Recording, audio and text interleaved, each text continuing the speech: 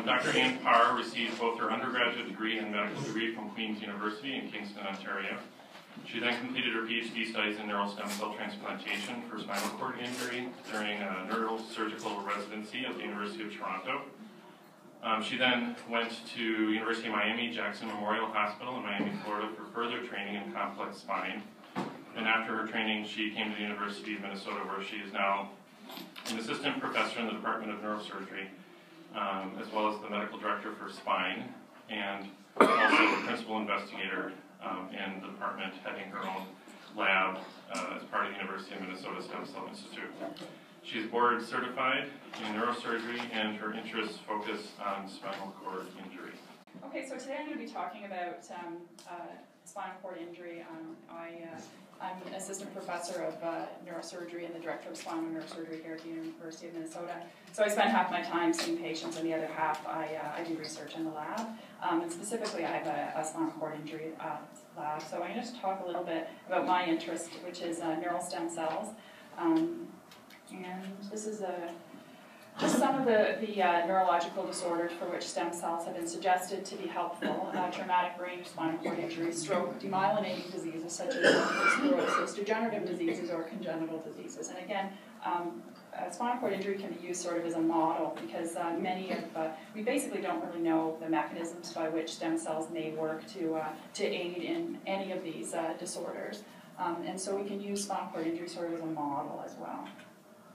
So I'm going to talk to you first a little bit about the realities of spinal cord injury, and then I'm going to talk about stem cell clinical trials in the U.S., and so a little bit of bench to bedside, and then the new paradigm, I guess, for research is really, we talked for many years about bench to bedside, and now we're talking about bench to bedside and then back to bench again. So I'm going to talk to you a little bit about back to the bench and my own research, and especially with iPSC-derived neural stem cells.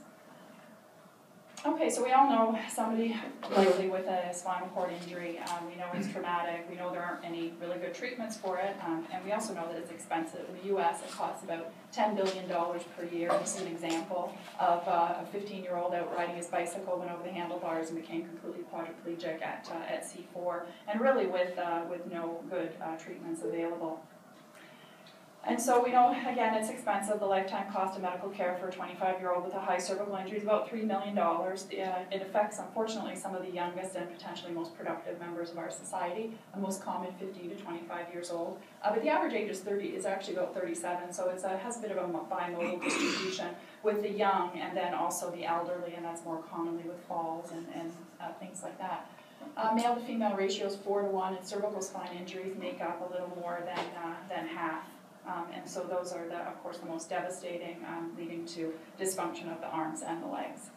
And the causes in the U.S., about half are still due to motor vehicle accidents, about a third to falls and work-related injuries, and the remainder from sports and violent crimes.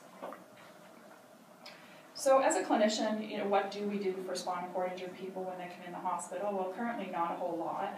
The management is largely supportive. What we do know is to avoid low blood pressure, so we admit them to the ICU, we put them on pressors if we need to, keep their mean arterial pressure at about 85 or above, but not too high, and if there's spinal cord compression, continued spinal cord compression, then we operate early. These things have all been shown to help, but beyond that, there's not a whole lot. There is also the controversial use of steroids, which I'm not really going to get into, but they are still used, but they're not currently the standard of care. We know that they reduce inflammation, but they have a lot of side effects as well. Also, the controversial use of cooling, and so this is also currently undergoing clinical trial in the U.S. To see whether hypothermia helps or not after spinal cord injury.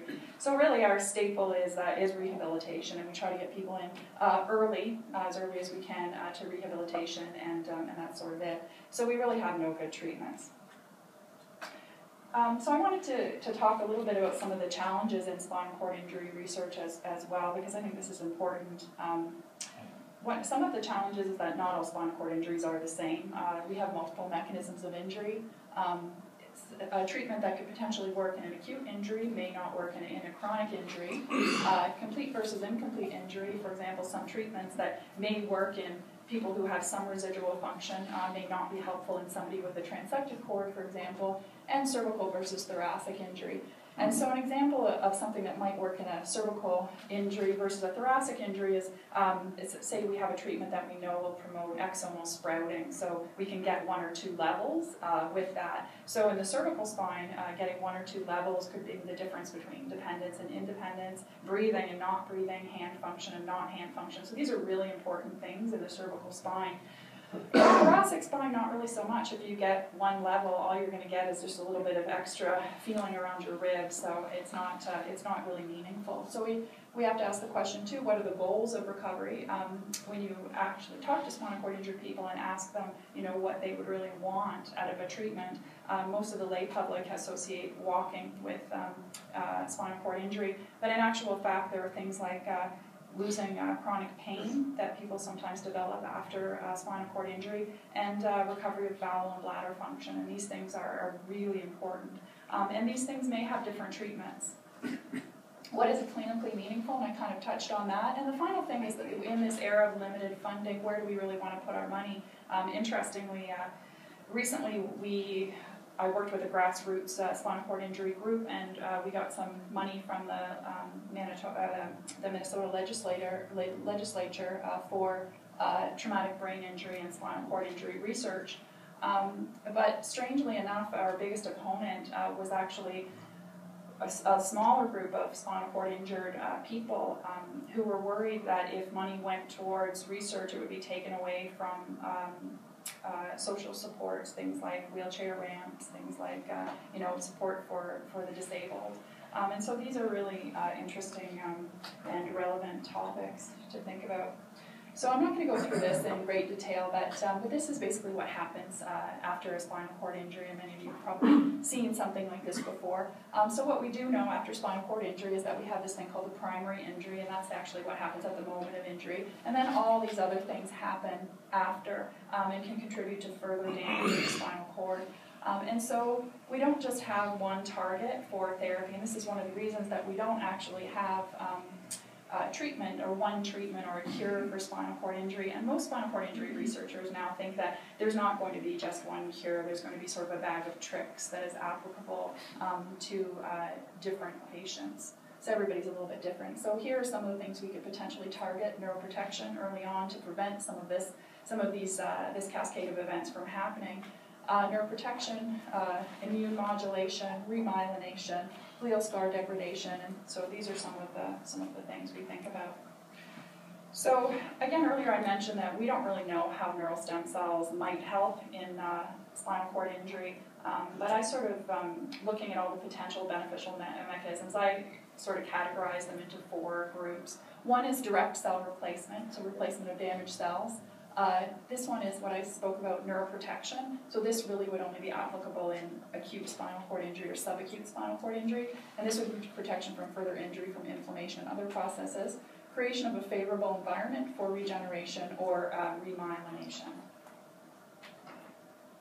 So why was anybody interested in neural stem cell or neural stem cell transplantation in the first place? Well, what we know about neural stem cells, and many of you probably already are familiar with this, but that the 2 cardinal properties of stem cells are that they can self-renew, so you can grow them in a dish, and they give rise to the cell types of that particular lineage. And in this case, in neural stem cells, they give rise to all 3 central nervous system types: oligodendrocytes, astrocytes, and neurons.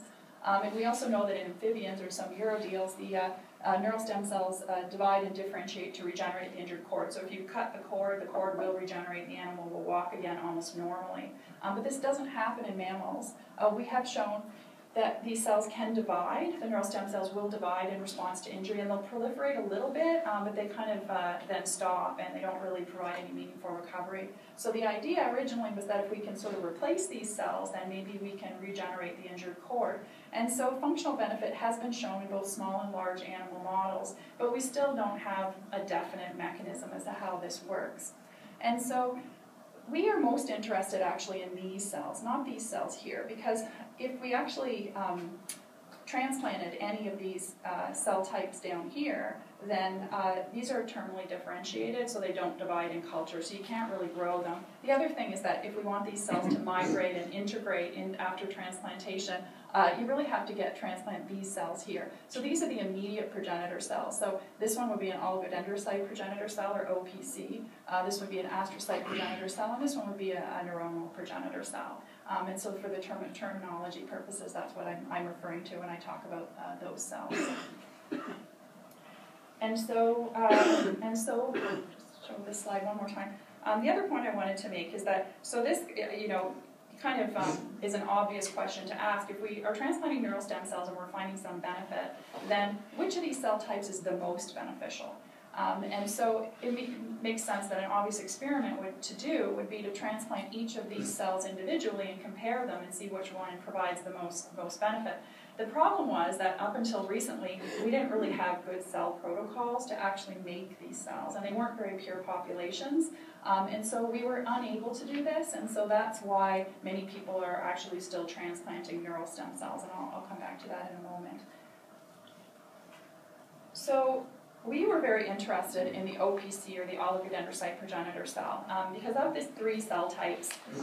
It also may seem like an obvious thing that if you had to guess which cell type might be the most beneficial, it might be the neuron, right? Because that's the one that talks to each other, that's the one that sends all the signals. However, for a long time it was thought really not to be the case, and one reason was when neural stem cells some of the first experiments with neural stem cells and they were transplanted into rats, most of the neurons died because they were really sensitive. And so we saw some functional recovery, but when we looked to see what the cells were, it was usually a mixture of oligodendrocytes and astrocytes. When direct neurons were transplanted into the cord, again, a lot of the time they really didn't survive, and there was no evidence that they were helpful or that they were forming connections. And so many people became uninterested in transplanting neurons or neuronal progenitor cells. A few people tried transplanting astrocyte progenitor cells, and that was sort of mixed as well. Some people found some functional benefits. Some people felt that they actually contributed to the development of chronic pain. So several groups became most interested in oligodendrocyte progenitor cells, including ourselves. And so we set out to make a good protocol for these cells. And so how we thought that these might work is that what we do know is that even in clinically complete spinal cord injury, the cord is very rarely transected. So the implication of that is that there's still axons traversing the site of injury. But oligodendrocytes are really, really sensitive to injury, and so they die. And then the axons are demyelinated. And we know that myelin is basically the insulation of the spinal cord. So we were thinking that if we can remyelinate those demyelinated axons, we can get them to work again. And what we also know is that, so we wouldn't expect these people to have miraculous 100% recovery, because by putting in oligodendrocyte progenitor cells, if the mechanism truly is remyelination, then you're not causing more axons to regenerate, although some have a theory that you are providing a good environment for the axons to regenerate. But we also know that even recovery of 5 to 10% of axons can actually be meaningful. And so that's why we were interested in these cells. Again, we can grow these in the dish. They migrate following transplantation, and they give rise to oligodendrocytes. So we started growing these. And along the way, we actually became re-interested in these cells. So it turns out there's a couple of groups that now are sort of reopening this idea of transplanting neuronal progenitor cells. Because we have actually shown that we can get them to survive after transplantation, and if you can get them to survive, under certain circumstances, they will actually grow axons, and they will make functional connections with other neurons. And we also know a lot more about plasticity than we used to, and so this has sort of become a new topic of interest for us. Okay, so now I'm just going to go through the clinical trials and in the U.S. right now. And so looking at the big picture of stem cells and spinal cord injury worldwide, interestingly, if you look on clinicaltrials.gov and you look at what trials are registered, around the world, most of the trials are actually with MSCs, or mesenchymal stromal cells, or bone marrow, or hematopoietic, or this type of cell, which has a very different mechanism. It's thought that those cells actually are immune modulators. But in the US, it's interesting right now, we have no trials looking at MSCs for spinal cord injury, and what we do have is looking at neural stem cells for spinal cord injury. And in the rest of the world, there really aren't any trials transplanting neural stem cells, so it's a little bit different what's going on in the US. And so there's 3 trials that are or have recently been going on, and I'm going to talk about each one of these. So the first one is this one, and these are all, I should say, they're all companies. They're all publicly traded companies. These are all people that, like myself, that have done this research in their lab and then have transferred it and let it go to allow it to go to clinical trial. So Neurostem, their product are fetal-derived human spinal cord neural stem cells, and they started out in the ALS arena. So they have transplanted these in the cervical cord, and they've done a phase 1 safety trial. This has all been published, and this is these are some of the references down here. This is their clinical trial number. So they were, then they decided that they were going to try these cells in chronic spinal cord injury. So they define this as being 1 to 2 years post-injury. These are complete mid-thoracic injuries, and this was an open-label, single-site safety study. Their primary outcomes, adverse events over 6 months, and secondary outcomes are graft survival, although obviously they won't be able to tell anything about graft survival until they get autopsy material. And so they've shown so far that there has been safe, and they have future plans to expand into other centers, and I believe they're trying to get some funding for that. But at this point, they really don't have any functional results, though, from this trial. So the second trial, and so that trial I personally don't have any involvement with, but the next 2 trials I do. So I'll tell you what I know, and I'll disclose that up front. Although I don't get any pay for it. The stem cells in clinical trial was a trial that we were involved in last year. So their product is, again, fetal-derived human neural stem cells, so it's a similar product to Neurostem. So they started they had sort of an interesting strategy. They had their first safety trials in congenital demyelinating disorders. They had it in Pelizaeus-Merzbacher and adrenoleukodystrophy. And they basically transplanted their cells into the brains of children. And these are diseases in which the children die very young. And they showed with that at least the children did no worse. It's really with a few children, it's really difficult to say whether it helped at all. And so then they went on to test their cells in mid-thoracic spinal cord injured patients. So these are patients who had at least 6 weeks after injury. And this trial was called the Pathway Trial. And then they moved on to the trial that we were involved with here at the University of Minnesota. And this was chronic spinal cord injury, and they defined that as 4 to 24 months after injury. They were cervical injuries, C5 to 7, grade A, B, and C was the original trial design. Most of the patients ended up being Asia Bs for reasons that I won't really get into. And this was actually exciting because it was the first single-blind randomized phase 2 study looking at safety and efficacy, and it also had a dose escalation arm.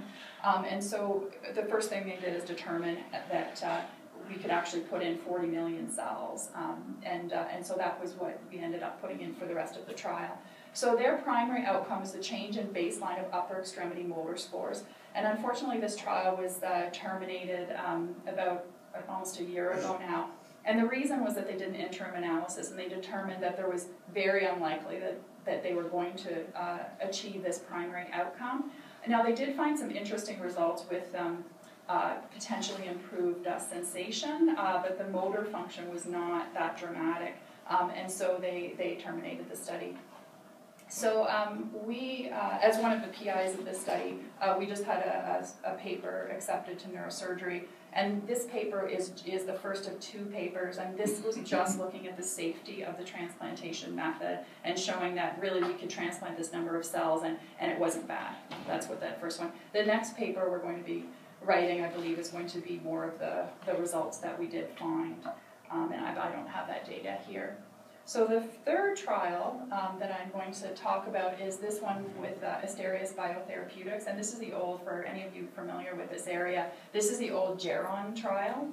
It started as a company, Geron, and then a bunch of stuff happened, and then they were bought out by this other company. So this is the current trial, and this has now been named SCI STAR. And so their product is a little bit different. These are embryonic stem cell derived, the other ones were fetal cell derived, and these are oligodendrocyte progenitor cells, or at least they're calling them oligodendrocyte progenitor cells. We actually think they're maybe pre-OPCs, and that they're not quite what they think they are, but that's the object is that they're going for remyelination. So they did a safety trial, and this was an acute spinal cord injury, so less than 11 days, complete thoracic injuries, and they showed that it was safe, and that was when they were still with Neuron. They did this trial, and then now they are doing a second trial with complete subacute spinal cord injury. Their target group is 14 to 30 days, and these again are cervical injuries, C5 to 7, and they have an open label dose escalation as well. And their primary outcome is the number of adverse events. So this is just a safety trial. And so they recently published their data, so this is publicly available on their website, and I just lifted one slide. And so far their results look good, but I will say, that you have to take this with a grain of salt because these are historical controls. These are not matched controls. So compared to the historical controls, and this is actually looking at upper extremity motor score from baseline over time. And so this is the score here, and this is the time here. So this is up to 12 months out. So they're showing the results at 9 months here. They're showing there's a significant improvement in upper extremity motor score. Again, they're historical controls. So their future plans are that they're supposed to finish enrolling in this group in October of this year, and then they have to have 6-month safety data in order for the FDA to let them go ahead with the next part of this. And so then the next part is that they plan to move forward with a phase 2 trial. So it would be very similar in design to the pathway study, which is the one that I showed you last. Where it would be single bleeding, so the patient obviously knows they don't get a sham surgery, but the assessors don't know that whether they've had the surgery or not, and it would be one-to-one randomization.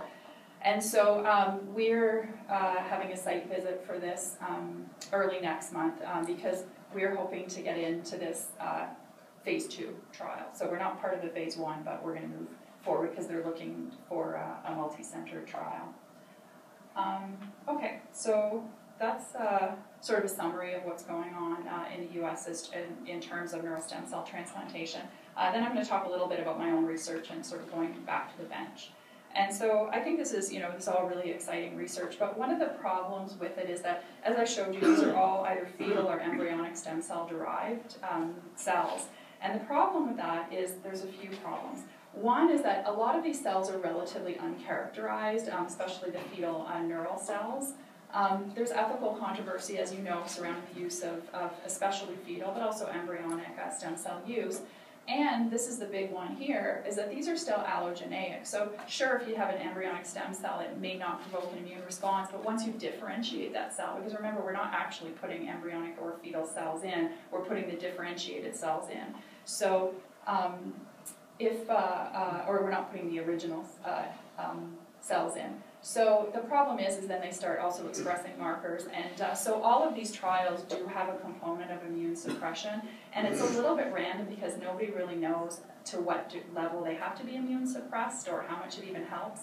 So all of these patients are on immune suppression regime, and they basically decided what they should be on based upon other transplantation paradigms, but nobody really knows. So wouldn't it be better if we could take one of your own skin cells, turn back the clock to make it into an embryonic stem cell-like cell with the properties that it can be differentiated, and then use culture protocols to make whatever cell type you like. And so that's what we've been working on in my lab over the past few years. So basically we take skin fibroblasts, we use genetic manipulation to make iPS cells. And iPS cells are, many of you probably are familiar, induced pluripotent stem cells. So this, this exciting technology was discovered a few years ago, and what it means is that we can take your skin or your blood or whatever cell we like and make it into a cell that then we can make into any cell type in the body. So you can imagine how exciting this is for the whole field of regenerative medicine. But in our case, we're most interested in oligodendrocyte progenitor cells. And so the other thing that we did is that we took an approach where we want to be able to actually use these cells someday clinically. And so there are very strict rules about things you can actually put into people, because if you discover a new drug, you can't just make it in your basement and sell it on the side of the road. You have to actually have it made away from you in a GMP facility. And so, so this is sort of the journey that we took. So first, we started with mice a few years ago because at the time there really were no good protocols out there. There were a couple published protocols for making mouse OPCs, but I'll tell you, they just didn't really work. So we were interested in taking these protocols and making them work. So we got a very good protocol, and we published that last year, I guess, in Cell Transplantation. These are, and one of the things we discovered, these are just a few pictures, is that we found that the key thing, because, so one of the problems when you're trying to identify cell types is that you have to choose some markers by which you identify the cell type, and there really is no one specific marker that says, oh, this is an OPC. And then, but we did discover that SOX10 we felt was the key marker for showing this pre-OPC to OPC transition, and we discovered this in the mouse, and we used that to our advantage. And so this probably. So these are mouse OPCs. That's fine.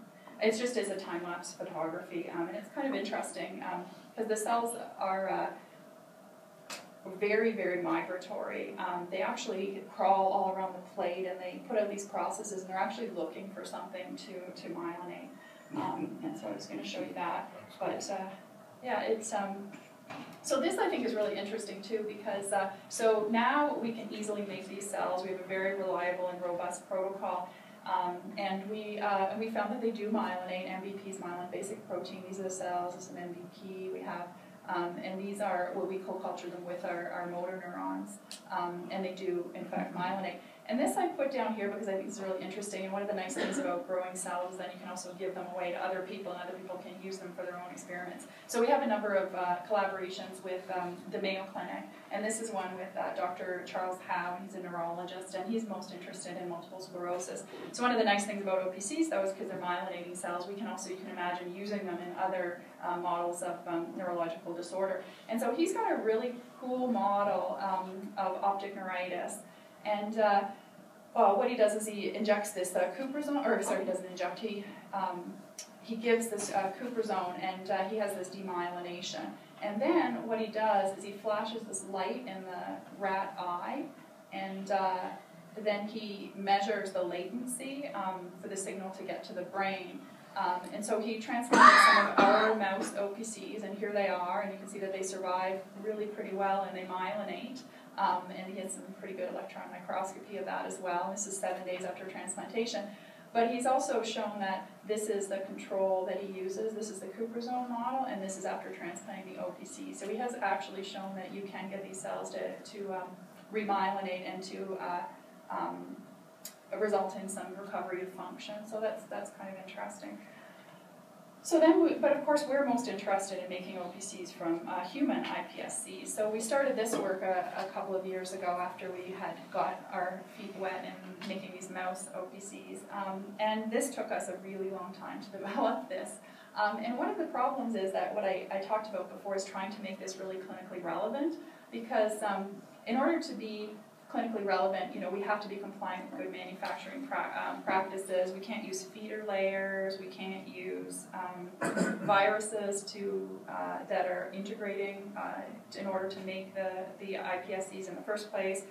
We can't use undefined products. We can't use animal byproducts. There are all these rules of things that we can't use. And so a couple of times things were working very well, and then all of a sudden we had to switch to something else, and then the protocols don't work anymore. So that's why it took us several years to actually come up with our current protocol. And we also, want to make this time and cost effective and fully scalable to meet future demand. And so I'll say that one of the things we're really excited about, we haven't published this yet, we're just working on it, putting it together now. But the best protocol that's out there right now takes 153 days to make the OPCs. And that's really not very practical at all for manufacturing. And our protocol takes between 40 and 50 days. So we've definitely cut down a lot on the time, and we're currently trying to cut that down even further. And again, interestingly, we found what we learned from the mouse protocol was applicable here too, in that we found that SOX10 is one of our key markers for the pre-OPC to OPC transition. So this is at 42 days, and this is at 50 days, and that's where we find that the SOX10 is starting to turn on. And again, we found that these are proliferative, they're migratory, we can freeze them, which is really important, and we get a pretty high yield. And so this is about 80% with the olive. This is the two markers that we use to mark our OPCs. And then we've gone ahead and transplanted them into spinal cord injury too, and we found that they survive and migrate throughout. And we haven't done our functional studies yet with these. And these are just some more pictures of our cells. This is after injection into an acute spinal cord injury model. This is about 2 weeks after. This is a marker SC121. It's one of the two markers we use to identify our cells after injection. And we also showed that they maintain their oligodendrocyte identity, or they don't become something else. And so this is something interesting else that happened, is that sometimes things are a bit serendipitous too. So originally, it's really difficult because we use two markers to identify these cells. After, when we making them in the dish, originally we were just using one marker, all of two, because it's a lot of work to use two markers every single time. So just as a quick and dirty thing, we were using all of two. So a couple of years ago, when we were working on this protocol, we were really excited because we got all these olive 2 positive cells in the dish, and we thought, oh, we've done it, we finally have this great protocol. And what we discovered, though, was that actually this, so the oligodendrocytes, the OPCs, come from this domain in the developing spinal cord, the PMN domain. But there's something else that comes from this as well, and that is motor neurons. And so we actually discovered that we made a really great protocol to make motor neurons. And so then after that, we had to work on actually, so we had this part of the protocol down pretty well, but then we were having trouble determining how to, because this is sort of more of a default pathway, like it's pretty easy to make these, but how could we kind of force them down into this path? And so we worked on that for a while. So now we actually have 2 really good protocols. And serendipitously, I guess, around the same time as we discovered that we made these cells, that was the time when some really good papers were coming out showing that perhaps neuronal transplantation is a good idea after all. So we've gone ahead and we've transplanted some of these as well, and some of our focus has gone in that direction. And so this is our protocol for motor neurons. These are some of the markers that we use, beta-3-tubulin, HB9. And then so now we've also injected these into the chronic rat spinal cord injury. We use a slightly different paradigm. We try to inject the OPCs into the white matter, but these we inject throughout because we're actually looking at a different mechanism. And so we've shown, this isn't the best slice, but we've shown that they do survive actually really well. And these are some of this is human nuclear antigen is the green here, and SC121 again marking for the human cells. And we've shown that most of them actually do express beta-3-tubulin. Okay, so I just have a couple of other slides here. And again, this is showing the MCT at the St. Paul campus, which I'm sure you're all very familiar with. So we have a collaboration with them. Because again, we're very interested in being able to make these cells in a clinically relevant manner. And so we work with them to try to get this going. And this is just showing that, this is just a standard slide actually just showing that we can make GMP compliant iPSCs, and these are all the tests that are undergone in order to show that these are actually iPSCs and that they're not containing also anything that could be teratogenic. And so this slide is a schematic that James Dutton, that I work with, put together. And this is just sort of showing what the ideal would be in the future, how this would go. So the idea is that a patient would attend the clinic, they do a routine skin biopsy, the cells would be shipped off to the MCT, they would bank the fibroblast under GMP conditions, they would reprogram them. This is the reprogrammed cells, and then we differentiate them to OPCs, and then they would be packaged up, sent back to the clinic, and the patient would receive personalized treatment. So this is the era of personalized medicine. Yes, do I have a minute or two? Yeah, okay. Yeah, because I actually have a couple of other slides that I put at the end. It's sort of a different topic. I wasn't sure if I would get to it or not. So before since the slide's up now, I would like to acknowledge the people that work with me in my lab, all of my collaborators, including Dr. McKenna here, and also all the sources of funding for this research. And so I put a couple of other slides in here. This is just something else that we're working on. And so one of the issues is actually when you put the cells in, will they know where to go? Will they know what direction to put their axons in? And so we're not the first people to think of using scaffolds. So basically to make a scaffold and then to put the cells into the scaffold and then to transplant that scaffold into the site of injury. And it's interesting because even back when I was doing my PhD in Toronto, there was somebody in my lab was working on scaffolds. But we thought, I don't know if this is ever really going to work because, as I told you, spinal cords in humans are very rarely truly transected. So most of the scaffold work that's being done makes like a little tube that looks like this little thing up here, right? And most of the studies in rats, you transect the cord, you move the edges away, sometimes you can cut a little piece of cord out, and then you put this thing in place. But in humans, do you really want to cut somebody's cord? Probably not. So then we had the idea, well, you have this cavity inside the cord in humans after injury. It looks like this. So maybe we could take this and just stick it in the cavity, but that would require cutting through the spinal cord. So we thought, nobody's ever going to do that. In humans, nobody's ever going to cut right into the spinal cord. But the funny thing is it's actually happening right now. So we were wrong with that. Neurosurgeons actually are willing to cut into the spinal cord and put something in it.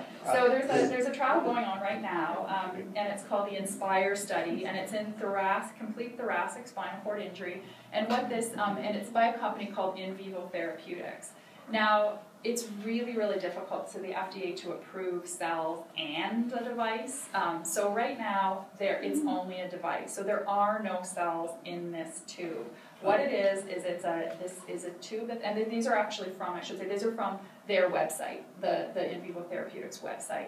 And so on their website, they call this thing the neurospinal scaffold. They have a little picture of how they put it in, but basically and these pictures are from, these ones might be from pigs. They're either pigs or rats, these ones, because they did a lot of their preliminary study in a pig model. And so they have these little channels, and the idea is that they're going to provide a substrate on which axons can regrow. And so here it is, the empty cavity. Here it is after they put the scaffold in. Here's a cross section, so you can imagine this is a sagittal section. So this is the tube, this is the tube, this red thing here. And then you can see that here there's something crossing the site that grows through the channels in the tube, but we don't really know.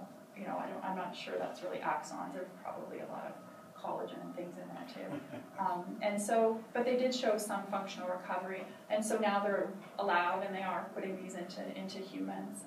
And so the idea too is that these things are half PLGA and half PLL, and the idea is that the cells will stick and then grow through. So we were interested in this, and so we designed our own scaffold, which is, as you can imagine, it looks pretty similar. What we're doing in my lab is I have a collaboration with Dr. Mike McAlpine with bioengineering, and he's a 3D printing guy, so he's actually 3D printing our scaffolds. And so why is this advantageous? So this is what I found really interesting. First of all, it's advantageous because we can print the cells right into, so we've developed a protocol, we can actually print live cells, so we can print them into the scaffold itself, so we can put them where we want them. And so we think that is advantageous. But the other thing that I've noticed recently going through a lot of the literature is that our cavity looks like this, right? It kind of looks like a football shaped, and all these scaffolds are blunt-ended because they have difficulty manufacturing these without 3D printing in a specific shape. And so when you look at the literature, even back as far as the original trials that look at for Parkinson's disease that were looking at transplantation of embryonic tissue, what they found is that if there wasn't cell-to-cell contact, nothing would happen. And there's some more recent examples of this where they've looked at even leaving a tiny little gap between the graft and the native tissue, and the axons just won't grow across that gap. So if you have to have cell-to-cell contact, it also makes sense that if you're transplanting something, it has to be the right shape. Because if you can imagine putting like a blunt cylinder in this football cavity, then there's going to be this space here, and it's not going to be touching anything. So our idea is that we can actually MRI these. We can model what this shape looks like, because everybody might be a little bit different too. We can print the scaffold in the correct shape, and then we can put it in. And so that's something else that we're working on. And that's it.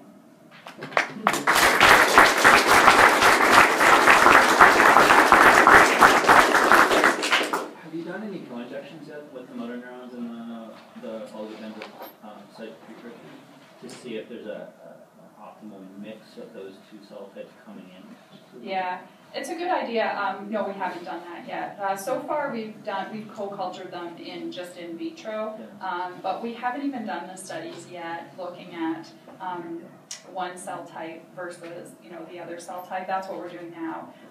But the problem is that there are so many different paradigms to use, because right now our first study, we're looking at the motor neurons, and we're looking at it in an acute model of spinal cord injury, just because we want to check our survival and things like that and tweak anything that needs tweaking. Because the other thing with doing chronic studies is that they're really expensive, because you have to keep the rats, and it's a lot of investment. And then the other question is, with co-culture, is would it make sense, so developmentally, we have neurons and then we have glia. Would it make more sense then to put them in at the same time, or to put in the motor neurons and then wait a while and then put in the OPCs, so that you can imagine all the permutations and combinations of these things that we could do? So we'd also have to really sit down and decide what sort of paradigm we actually are, based upon what sort of mechanism we're looking for. A follow-up question on that. So I wonder why you aren't focusing on a more primitive cell that could form both or multiple lineages. It was a long time ago with a neuroscientist, Paul Letourneau, so here, we showed in the chick embryo looking at the optic nerve migrating back, in the embryo. It sort of it followed a track that was laid down of laminin to get there.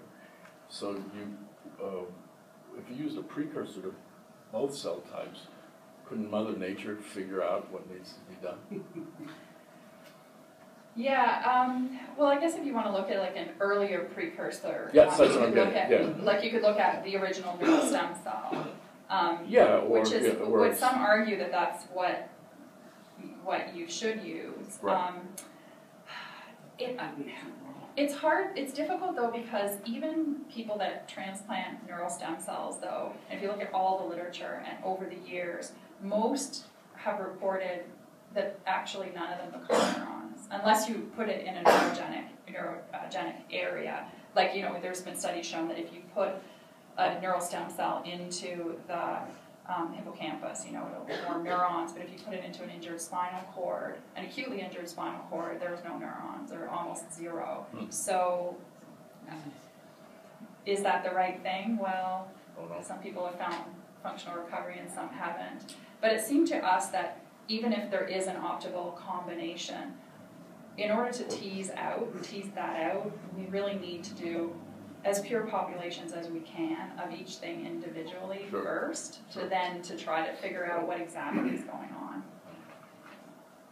Maybe the answer there is that you need to have some sort of stromal cells in there along with them. So because maybe they're getting signals from the stromal cells that, hey, this is a place where a neuron can form. Like if you put them in the hippocampus, there's something in the matrix or whatever that tells them to become a neuron, and maybe that's not present in the spinal cord. You have to supply that either as matrix or as matrix-producing cells. The question I had is, anybody tried to use amphibian xenografts in mammalian models to see if since they know what to do? Not that I'm aware of. I'm not aware of any literature like that. I can't say for sure, but I haven't come across that. I did try when I was, back to your first point about stromal cells, I tried co-transplanting bone marrow stromal cells and then subsequently transplanting neural stem cells into a rat model, and in my model it didn't work. The stromal cells just, they survived really well, and they filled the cavity, and they laid down this huge collagen bed, but nothing really miraculous happened. So I kind of gave up on that one, and I know there's at least one other person that tried it, the same thing, basically a few years later, and also didn't really work. I mean, that's one of the problems in the first place, I think, is that you get the glial reaction very quickly, which is not very favorable for a lot of these processes to happen, either remyelination or regeneration. So What if you had the stromal reaction is... What if you had NGF or something like that in the mix to try to promote it? Well, I mean, the problem is that, you know, the conditions during development are just different. Yeah, right. And I think that's the one thing that concerns me a little bit about, you know, engineering these cells for patients. If it takes, you know, 6 weeks in order to get the cells, you've kind of blown past your window of best intervention, perhaps. I don't know. Yeah, that's a, sort of a whole other topic too, because though that's what the Schwann cell trial in Miami, they're doing, and I didn't really get into this because they're not technically stem cells, but they're doing a cell transplantation trial where they take a peripheral nerve and then they culture it, but it takes about 6 weeks at least to grow it. So those people are actually, they're not able to give it in an acute or even really subacute fashion. It's still several weeks, couple months before they can transplant those cells. So the other thing is that, which I didn't really get into, but there's a question too that we talk about all the time about, is it really practical to have personalized medicine for everybody? Is it really practical and cost effective to take somebody's skin and then to make iPS cells from it and then subsequently to make whatever cell type you want, and also with the time window. And it may actually be more feasible to use an iPS cell bank, and that way at least we have the iPS cells sort of ready and waiting. Mm-hmm. As a follow-up to Dr. Furt's question, you indicated that internationally people are using much more primitive stem cells in these kinds of situations. Are there any centers where they've really gotten good results doing that internationally?